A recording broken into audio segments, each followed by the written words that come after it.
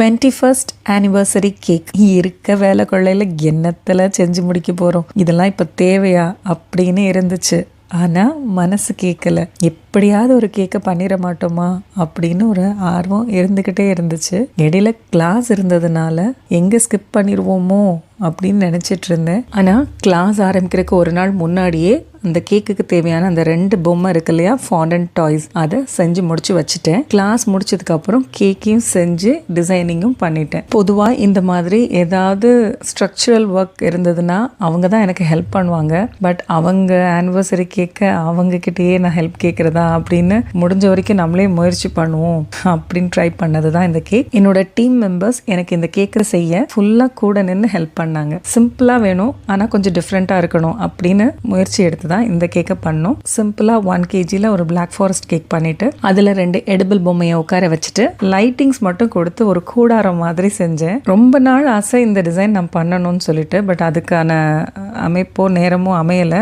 எந்த ஆர்டருமே இது சம்மந்தப்பட்டு எனக்கு வரலை. பேசாமல் நம்ம கேக்குக்கே இந்த டிசைனை பண்ணிடுவோன்னு ஒரு முடிவில் தான் இந்த இதை பண்ணினேன். லைட்டிங்ஸ் எல்லாம் போட்டு அந்த நெட்டை தூக்கி தலையில் போட்டுட்டு அதுக்குள்ளோடு எட்டி பார்த்த உடனே என் டீம் மெம்பர்ஸ்க்கெலாம் ஒரே சிரிப்பு. அவங்கெல்லாம் ஏன் சிரிச்சிருப்பாங்க உங்களுக்கே புரியும். கேக்கை பார்த்த உடனே இந்த லைட்டு நெட்டெல்லாம் பார்த்த உடனே அவங்க நினைப்பு எங்கெங்கேயோ போயிடுச்சு.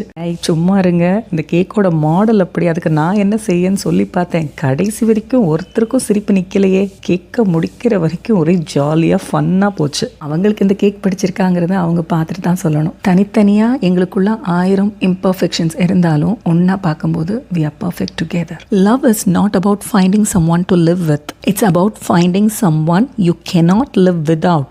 அவங்களோட என்னால் வாழ முடியும் அப்படிங்கிறவங்கள திருமணம் பண்ணாதீங்க. அவங்க இல்லாமல் என்னால் வாழவே முடியாது அப்படிங்கிறவங்கள பார்த்து திருமணம் பண்ணுங்க. இன்னைக்கு அப்படி கிடைச்சவங்க தான் எனக்கு. அதனால தான் எப்போ இவங்க கையை பிடிச்சு நடந்தாலும் உலகமே நம்ம கைக்குள்ளே தான் இருக்குது அப்படிங்கிற அளவுக்கு கான்ஃபிடென்ஸ் இருக்கும்.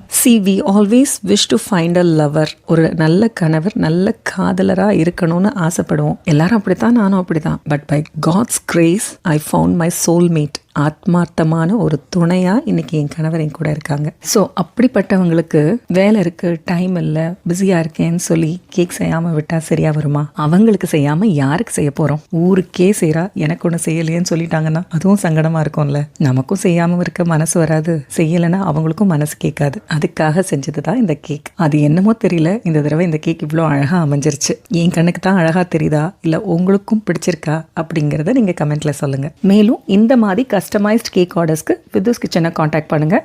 உங்கள் வீட்டு அக்கேஷனுக்கும் ஸ்பெஷல் கேக்ஸை ஸ்பெஷலாக பண்ணி கொடுத்துருவோம். நீங்கள் எதிர்பார்க்குற மாதிரி உங்கள் மனசுக்கு பிடிச்ச மாதிரி செஞ்சிடலாம்.